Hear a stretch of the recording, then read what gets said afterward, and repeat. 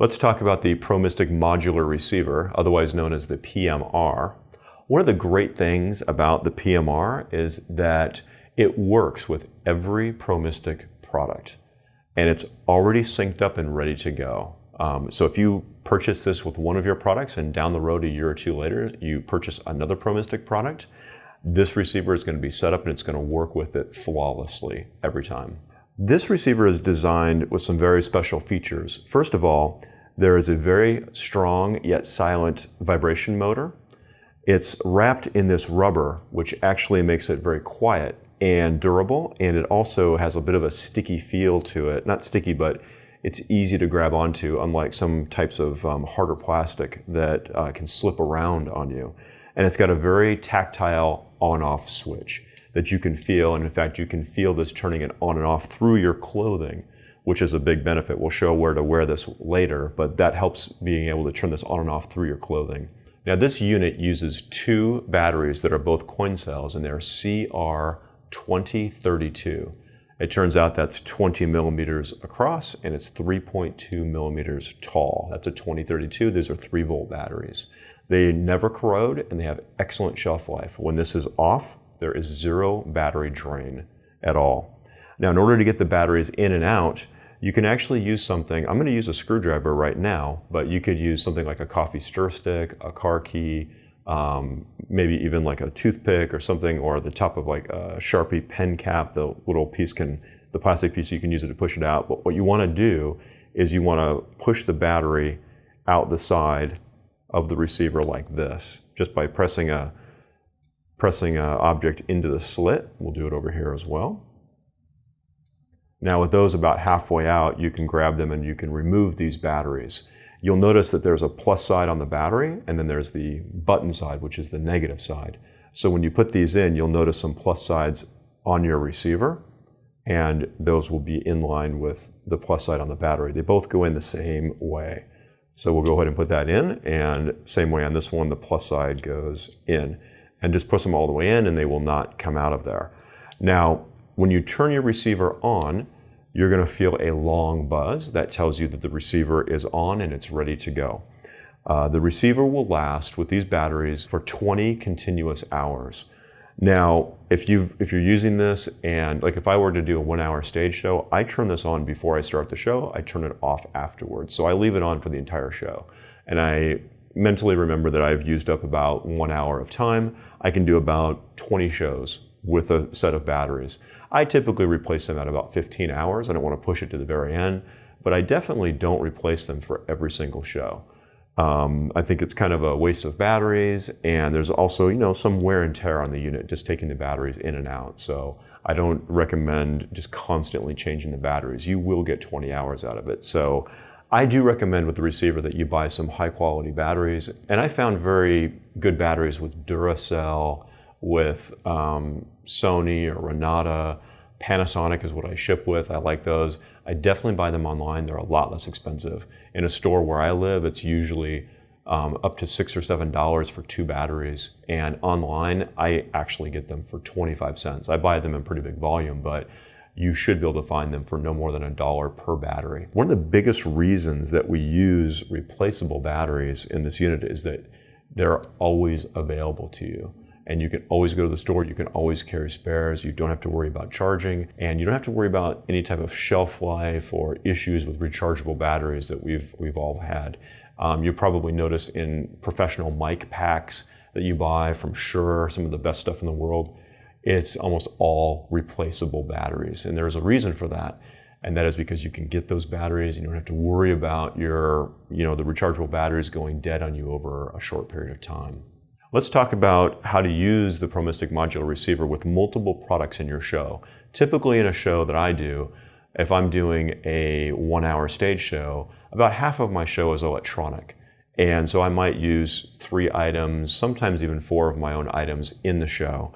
And you can do that with just one receiver. Now, the receiver is instantly linked to all of your ProMystic products from the moment you buy it. It's instantaneously linked.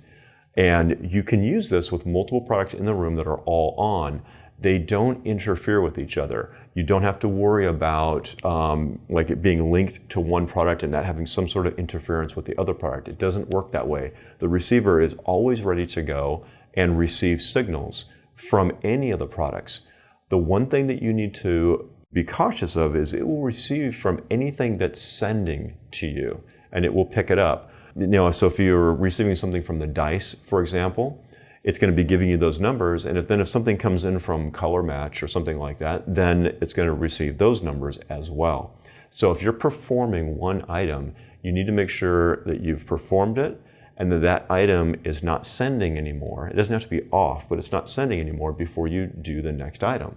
So for example, if you've got Color Match in your show and you have the dice in your show, which are two things that I do in almost every show that I do, I will perform with the dice first. It turns out it's my opener, and I'll perform with the dice first, and when I'm done with it, I'll take the dice and I'll put it back on its magnet so it's not sending information anymore. Or I'll set it on a table or a chair or something where it's flat, and after 10 repeats it doesn't send any more signals, so it's just asleep and not sending.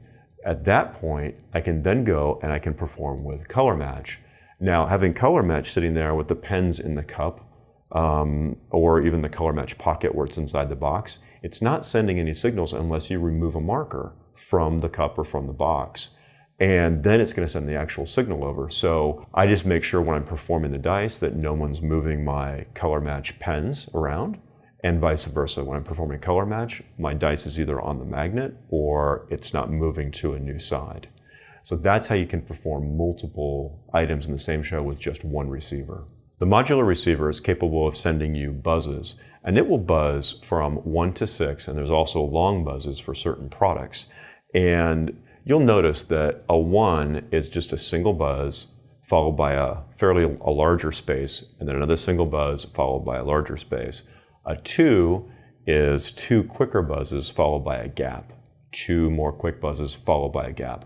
You'll also notice that several of the products that we make will send multiple repeats, and I've definitely found over 10 years and a lot of performance hours that the repeats are very important, because once you get into doing patter and you're really talking a lot and you've got that part of your show where there's a lot of communication going on, you definitely want those repeats so you can go back to it and confirm what that number is at some point while you're talking. You don't want to have to be thinking so much about how many buzzes you're getting or that you're going to miss your buzzes.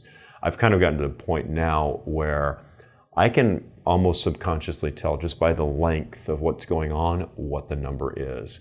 I get that feeling and I get the certain amount of length and I say, okay, now I know that's a 1, 2, 3, 4, 5, or a 6. So that's why we have the repeats. The repeats are built into the product, not into the receiver.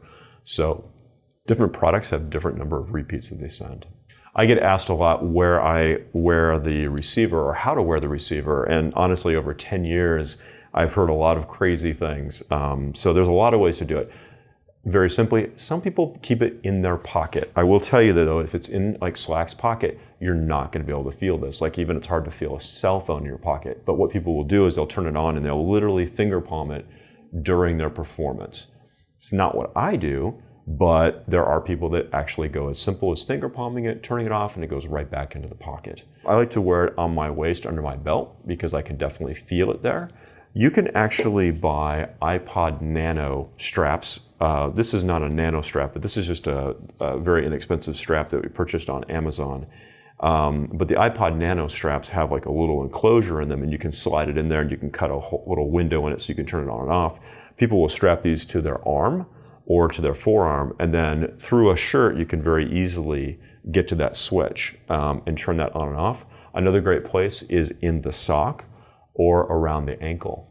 If you're going to do that, I will tell you that one issue that I had was I loosely put this in my sock way early on, and I'm putting this down. That's the on side, so now it's on. I dropped this into my sock, and what happened was my receiver went down to my shoe, and the side of my shoe turned it off during performance as I walked around on stage. So if you're going to put this in your sock, I would definitely have it so the switch is up, so any type of pressure keeps it up. And now if I ever wear it on my leg, I actually put a piece of gaff tape all the way around my leg so this does not move. And it stays there because it will wander around there. But you can definitely feel this very well on the ankle. So there's several ways you can wear it. Recently, I have purchased a strap that goes around my entire body, and it's one of those heartbeat monitor chest straps. You can buy these as replacements. And I tape this to it. So literally, I have my receiver right here. Unfortunately, if I'm wearing a shirt that's fairly sheer or white, you can sometimes see through that. So there are certain shirts that I have to be careful of. But I do wear it here, and it's very simple for me to turn this on and off by just reaching down and just switching this as if I'm adjusting my button on a shirt. And I can definitely feel it on my stomach. Although it's surprisingly not quite as sensitive as it is on my arm or on my ankle or even on my waist, but I can feel it. And so that may be a place that you want to wear it. So just experiment with it, just make sure that you can feel it and feel the difference in the buzzes.